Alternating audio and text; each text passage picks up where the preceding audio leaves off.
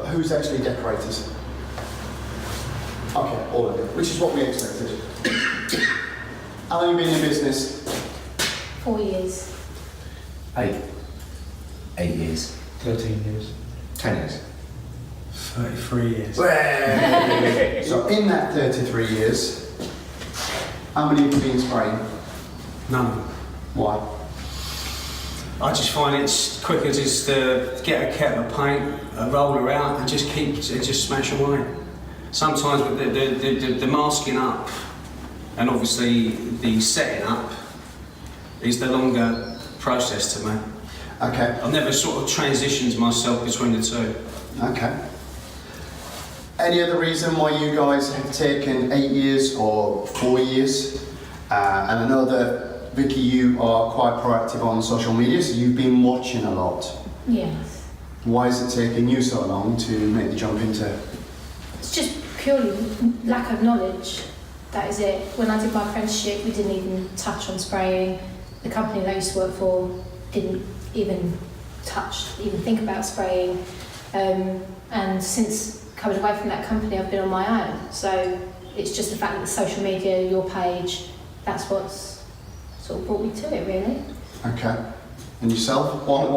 Honestly, simple answer, because the cost of getting into spraying, say even if I bought an HVRP, would be say 500 quid, and seeing some of the social media posts, people find it tricky to get started, and I kind of thought, oh, I'm going to have to make my mistakes on a customer's job, or I should get into it. I've been thinking about it for the last year, but then I did a bit more reading, and I kind of realised that, well, if I went airless and bought a decent machine like a T5, I'm not going to have any I didn't dilute it enough, or it's possibly on and come on the course.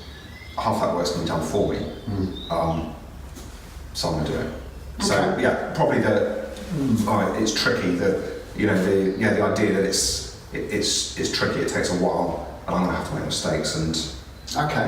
Who hasn't made the jump because of the cost factor? It's cost factor and time. Cost factor really, in the long run, will soon come back. You'll soon get that money back. But for me, it's finding the time. There's so many jobs I go on a domestic, not big stuff, but domestic, and I see I could have done that with an airless. I could do that. But it's having the time to devote to doing a bit of training so you don't walk in blind and make all the mistakes and look stupid, and come with somewhere that's safe with somebody that's knowledgeable and got the experience that you can draw on. Okay. Why do you want to spray? What benefits do you see in your business? Why would spraying help your business? It's like you said, it's a new product, sort of the future, really, isn't it? So like you said, the actual finish is far superior than what you're going to get off a roller and off a brush. So at the end of the day, if you want to push your business, you want to try and give it, like you said, the best finish and the best possible sort of thing going, really. Okay. I would say speed, finish, taking my business to the next level, potentially in terms of earning.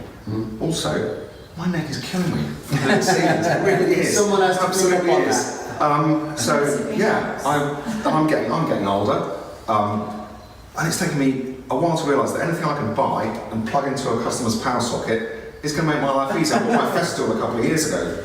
That's 700 odd quid. Now I use it every job.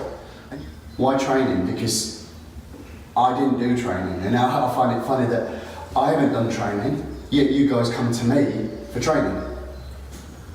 So It's having that base. Yeah, It's having base knowledge, and then everyone has their own techniques. I'm sure we all done our apprenticeships. We were taught the way to do it, and over the years we've kind of changed things and done things our own way, the way we're comfortable with. So that's why I wanted to do this course. I have been spraying a little bit, but I don't have the base knowledge from you guys to then build on. So I don't want to get into any bad habits straight away, if that makes sense. yeah, very. I bought a house and I redone up, totally gutted it 5 years ago.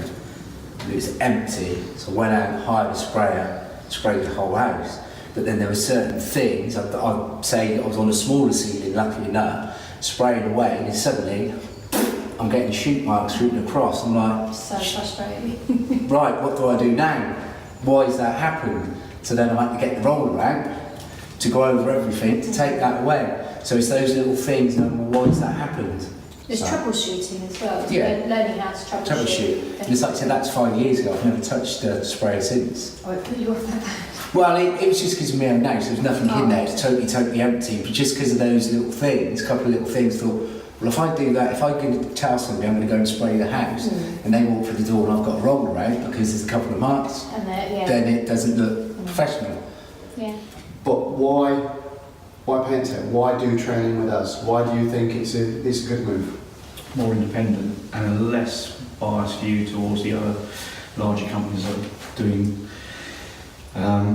training, and also what you do for a living, what you've done day in, day out, as opposed to somebody that works potentially for Dulux and maybe, might not be, but maybe not as wider experience. And the confidence thing.